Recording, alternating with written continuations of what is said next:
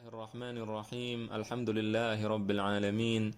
Wassalatu wassalamu ala sayyidil mursalin wa imamil muttaqin Muhammad ibn Abdullah al-Amin wa ala alihi wa sahbihi ajma'in, amma ba'd. Pada kesempatan kali ini insyaallah kita akan menceritakan tentang seseorang yang memiliki banyak sekali kemuliaan, seseorang yang memiliki banyak sekali amal soleh dan amal baiknya yang dikenang oleh orang-orang yang datang setelahnya. Orang ini, jika kita membicarakan Baitul Maqdis, maka kita akan mengenangnya. Jika kita membicarakan Masjidil Aqsa, kita mengenangnya. Jika kita membicarakan hadis Rasul sallallahu alaihi wasallam, maka kita akan mengenangnya. Jika kita membicarakan fikih, maka kita akan mengenang orang tersebut. Jika kita membicarakan tentang sejarah Islam, maka kita akan mengenang orang tersebut. Karena orang ini adalah seorang yang besar, seorang tokoh besar yang hidup di zaman tabi'i. Di zaman tabi'i, yaitu orang-orang yang melihat sahabat Rasulullah sallallahu alaihi wasallam berjumpa dengan sahabat Rasulullah. Bahkan beliau adalah muridnya para sahabat Nabi sallallahu alaihi wasallam. Jadi beliau bukan sahabat, namun seorang tabi'i. Beliau yang mempersembahkan kepada umat Islam sebuah kekhalifahan, seorang khalifah yang adil, seorang khalifah yang dipuji, bahkan dianggap bahwa beliau adalah khalifah yang keenam setelah Sayyidina Abu Bakar, Sayyidina Umar bin Khattab, Sayyidina Uthman bin Affan, Sayyidina Ali bin Abi Talib, Sayyidina Hasan ibn Ali bin Abi Talib, kemudian beliau Sayyidina Umar bin Abdul Aziz. Beliaulah yang merupakan orang yang membuat Khalifah Umar bin Abdul Aziz naik tahta dan berhasil memimpin umat Islam, yang dikatakan bahwa pada zaman kekhalifahan Sayyidina Umar bin Abdul Aziz tidak ada orang yang miskin, tidak ada orang yang menerima zakat. Kita akan menceritakan insyaallah cerita tentang beliau. Beliau adalah Raja ibnu Haywah. Raja ibnu Haywah, seorang alim, seorang ulama, seorang ahli hadis, seorang ahli fikih, dan juga seorang insinyur. Beliau yang membangun Al-Baitul Maqdis, dan juga seorang menteri. Beliau seorang menteri dan seorang penasehat khalifah. Raja ibn Haywah adalah seorang ulama besar. Kalau kita membaca kitab hadis, maka kita akan melihat di dalam Kutubus Sittah selain Imam Bukhari, kita akan mendapatkan nama Raja ibn Haywah. Para ulama hadis meriwayatkan dari beliau. Dan juga ketika kita bicara ilmu agama, ilmu fikih dan lain-lain, maka kita akan mendapati beliau seorang ulama besar yang bernama Makhul, seorang ulama ahli Syam. Jika dia merasa kesulitan terhadap sesuatu, maka dia mengatakan, "Salu syaikhana," tanyalah kepada guru kami. Guru kami yang dimaksud adalah Raja ibn Haywah, tokoh kita pada saat ini. Beliau adalah seorang ulama besar yang ilmunya sangat mumpuni dan diakui oleh para ulama-ulama sezamannya. Selain beliau adalah seorang ulama, seorang yang berilmu luas, beliau juga seorang yang ahli ibadah, seorang zahid, seorang yang wara, seorang yang bertakwa kepada Allah subhanahu wa ta'ala. Dan orang yang senang menerima nasihat. Beliau diangkat oleh Khalifah Abdul Malik ibn Marwan dan ditunjuk dan ditugaskan untuk membangun Baitul Maqdis, Qubbatus Sakhra di Baitul Maqdis. Maka Raja ibn Haywah, karena beliau menguasai ilmu tentang pembangunan, beliau seorang insinyur, maka beliau membangun Baitul Maqdis pada saat itu dengan bangunan yang sangat-sangat bagus. Beliau mempersiapkan bahan bangunan yang paling baik dari seluruh tempat, dan kemudian beliau membangun Baitul Maqdis pada saat itu, sehingga masjid tersebut merupakan masjid yang paling indah yang ada pada zaman tersebut. Dan tidak sampai di situ saja, bahkan masjid tersebut diberikan atau diwangikan, ya, diberikan wewangian, dibakarkan dupa yang wangi, gahru, kemudian diwangikan dari semenjak azan Isya sampai pagi. Itu setiap hari. Sehingga wangi-wangian yang ada di masjid tersebut sangat terkenal. Kalau ada seseorang yang datang ziarah ke masjid tersebut, ke Baitul Maqdis, maka ketika pulang dia tubuhnya wangi dan orang akan mengetahui bahwa dia datang dari Baitul Maqdis. Dia mendatangkan marmer yang berwarna-warni dan kemudian ditaruh di Baitul Maqdis dan dia yang membangunnya. Ini adalah pekerjaan daripada Raja ibn Haywah. Dan kemudian beliau adalah orang yang dekat dengan khalifah, dengan para pemimpin pada saat itu. Ketika beliau sedang berada dekat dengan Sulaiman ibnu Abdul Malik, seorang khalifah pada saat itu, pada zaman Bani Umayyah, maka ada seseorang yang datang kepadanya. Ketika dia sedang berada di majelis khalifah, ada seseorang datang kepadanya. Raja ketika melihat orang tersebut menganggap bahwa orang tadi ingin menemui khalifah. Namun ternyata dia datang menemui Raja.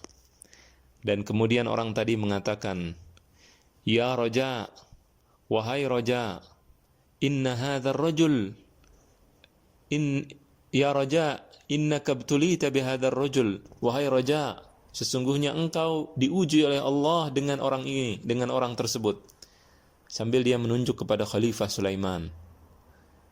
Kemudian dia mengatakan, "Ya Raja, wahai Raja, ketahuilah bahwasannya kedekatanmu dengan dia, dengan khalifah, dengan pemimpin, dengan seorang pemimpin akan menjadi kebaikan bagimu atau akan menjadi kecelakaan bagimu." Kemudian dia mengatakan, "Ya Raja, ketahuilah bahwa orang yang memudahkan urusan orang lain, maka Allah akan memudahkan urusannya." Kemudian dia mengatakan, "Ya Raja, wahai Raja, ketahuilah bahwa orang-orang yang membantu orang-orang yang lemah, maka dia akan dibantu nanti oleh Allah Subhanahu wa taala." Kemudian dia mengatakan, "Wahai Raja, wahai Raja, wahai Raja," dan terus dia ulangi, dia nasihati Raja ibn Haywah, terus dinasihati dan Raja mendengarkan nasihat orang tersebut. Raja tidak mengenal orang tadi. Tiba-tiba ketika sedang berbicara dengannya, Khalifah Sulaiman memanggil, "Mana Raja ibn Haywah?" Kemudian Raja datang kepada Khalifah dan mengatakan, "Aku di sini wahai Khalifah." Kemudian dia datang ke tempat Khalifah. Setelah Khalifah Sulaiman selesai berbicara dengan Raja, kemudian Raja kembali mencari orang yang tadi menasihatinya, dia tidak bertemu dengannya. Dia cari kembali, tidak bertemu dengannya. Orang tersebut adalah orang yang tidak mengenal Raja, namun dia datang khusus untuk menasihati Raja ibn Haywah. Karena dia tahu bahwa Raja dekat dengan khalifah, dekat dengan seorang kepala pemerintah, ya, dekat dengan seseorang yang menguasai negara, dan Raja adalah menterinya, maka dia datang untuk menasihati orang alim tadi agar tidak tergelincir, agar dia tetap membela dan memperjuangkan orang-orang yang lemah, memperjuangkan agama, kemudian juga menolong orang-orang yang perlu pertolongannya. Tapi orang tadi tidak ingin diketahui identitasnya. Dia pergi, kemudian Raja mencari orang tersebut dan tidak mendapatkannya. Dari kisah tadi kita mengetahui bagaimana tawadhu'nya Raja, bagaimana rendah hatinya Raja. Dia tidak memotong pembicaraan orang tadi, tidak menolak, tidak mengusir karena dia tidak mengenalnya, bahkan datang untuk menasehatinya. Raja adalah orang yang menerima nasihat orang lain, padahal dia adalah seorang yang berilmu, padahal dia adalah seorang yang dekat dengan khalifah, orang yang memiliki pangkat dan memiliki jabatan. Kemudian ada satu hal lain yang sangat besar yang dilakukan oleh Raja ibn Haywah. Selain dari sisi keilmuannya, dari sisi jabatannya, Raja ibn Haywah juga seorang penasehat kekhalifahan pada saat tersebut. Beliau kalau seandainya tidak melakukan amal soleh selain yang akan saya sebutkan ini, maka ini sudah cukup baginya insyaallah. Pada saat khalifah yang sedang memerintah, yaitu Khalifah Sulaiman ibnu Abdul Malik, dalam keadaan sakit keras dan akan wafat, dia memanggil penasehatnya Raja ibn Haywah, dan dia mengatakan, wahai Raja, aku dalam keadaan sakit dan aku ingin menunjuk penggantiku. Aku akan menunjuk putra mahkota atau pangeran untuk menggantikan aku, khalifah baru. Siapa yang kira-kira engkau calonkan menurutmu, wahai Raja? Kemudian Raja mengatakan, wahai khalifah, ittaqillah, bertakwalah engkau kepada Allah. Innaka qadimun ilallah, sesungguhnya engkau sekarang akan menghadap Allah Subhanahu wa taala. Wahai khalifah, bertakwalah engkau kepada Allah, takutlah kepada Allah. Fa innahu sa'iluka amma takhtar, sesungguhnya Allah akan menanyakan kepadamu siapa yang engkau pilih dan yang engkau calonkan dan engkau tunjuk sebagai khalifah. Kemudian khalifah bertanya, menurutmu siapa wahai Raja? Di dalam sistem pemerintahan Bani Umayyah, seorang khalifah akan digantikan oleh anaknya. Dan di kekhalifahan tersebut diturunkan secara turun-temurun. Namun di sini Raja memberikan saran, memberikan arahan untuk menunjuk Umar ibnu Abdul Aziz. Umar ibnu Abdul Aziz bukan termasuk jalur orang yang berhak menerima kekhalifahan, karena beliau bukan termasuk anaknya Abdul Malik sang khalifah yang terdahulu. Ya, Sulaiman ibnu Abdul Malik. Sulaiman adalah anaknya Abdul Malik, dan yang harusnya mewarisi tahta kerajaan adalah orang-orang yang merupakan anaknya Abdul Malik dan merupakan anaknya Sulaiman. Kemudian di sini Raja memberikan arahan agar memberikan kekhalifahan tersebut kepada Umar ibn Abdul Aziz. Karena Umar ibn Abdul Aziz adalah seorang yang bertakwa, seseorang yang tidak mau memegang jabatan. Bahkan sebelum Raja dipanggil oleh khalifah, Umar ibn Abdul Aziz, Umar ibn Abdul Aziz sebelum jadi khalifah, beliau menemui Raja dan mengatakan, wahai Raja, ittaqillah, takutlah engkau kepada Allah wahai Raja, dan jangan engkau sebut-sebut namaku di depan khalifah. Namun Raja tetap menyebut nama Umar bin Abdul Aziz, karena dia tahu bahwa Umar bin Abdul Aziz adalah orang yang paling tepat untuk ditunjuk sebagai khalifah pada saat itu. Akhirnya ketika ditanya oleh Khalifah Sulaiman bin Abdul Malik tentang orang yang paling tepat untuk memimpin, maka beliau mengatakan Umar bin Abdul Aziz. Maka di sini Khalifah Sulaiman mengatakan, wa ma asna bi aulad Abdul Malik, bagaimana apa yang harus aku lakukan kepada anak-anaknya Abdul Malik? Mereka akan memberontak, mereka tidak akan setuju dengan pencalonan tersebut. Tidak akan ada yang mau keluarga khalifah membaiat Umar bin Abdul Aziz, karena dia bukanlah termasuk orang yang berhak untuk memegang tahta kekhalifahan dan kerajaan. Kemudian inilah kecerdasan Raja dan kebijaksanaannya. Dia mengatakan, wahai khalifah, sesungguhnya anak-anakmu masih kecil dan saudaramu sedang berjihad, berperang jauh di Turki. Ya, pada saat tersebut mereka sedang berjihad, anaknya juga sedang berjihad, Daud ibn Sulaiman sedang berjihad. Mereka dalam keadaan jauh dan engkau tidak tahu apakah mereka masih hidup atau mereka sudah meninggal. Wahai khalifah, sesungguhnya engkau akan datang kepada Allah, menemui Allah, dan Allah akan menanyakan kepadamu tanggung jawabmu sebagai khalifah, kepada siapa engkau berikan kekhalifahan ini setelahmu. Maka pilihlah Umar bin Abdul Aziz, kemudian masukkanlah salah seorang anak dari Abdul Malik, salah seorang dari mereka, dari keluarga yang berhak untuk menerima sebagai orang yang akan menggantikan Umar jika Umar meninggal dunia. Jadi Khalifah Sulaiman bin Abdul Malik menunjuk Umar bin Abdul Aziz sebagai khalifah, kemudian menunjuk salah seorang lainnya sebagai sebagai pengganti Umar jika Umar meninggal, dan orang tersebut yang ditunjuk adalah anaknya Sulaiman, yaitu Al-Walid ibnu Sulaiman. Maka di sini khalifah mengatakan, iya, kalau kita lakukan itu maka insya Allah tidak akan terjadi pemberontakan, karena memang jabatan dan tahta memang adalah fitnah yang mungkin akan membuat kekacauan jika tidak segera diputuskan dengan cepat.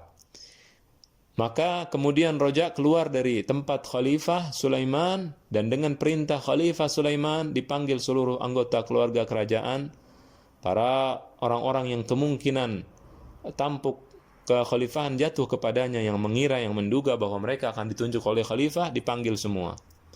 Kemudian mereka disuruh untuk membaiat, dan Khalifah Sulaiman memberikan wasiat dan mengatakan, aku telah menunjuk salah seorang dari kalian untuk dijadikan sebagai khalifah.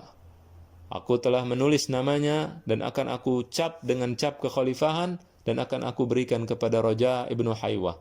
Maka aku memohon kepada kalian, aku memerintahkan kepada kalian untuk membaiat sang khalifah baru tadi yang tidak disebutkan namanya.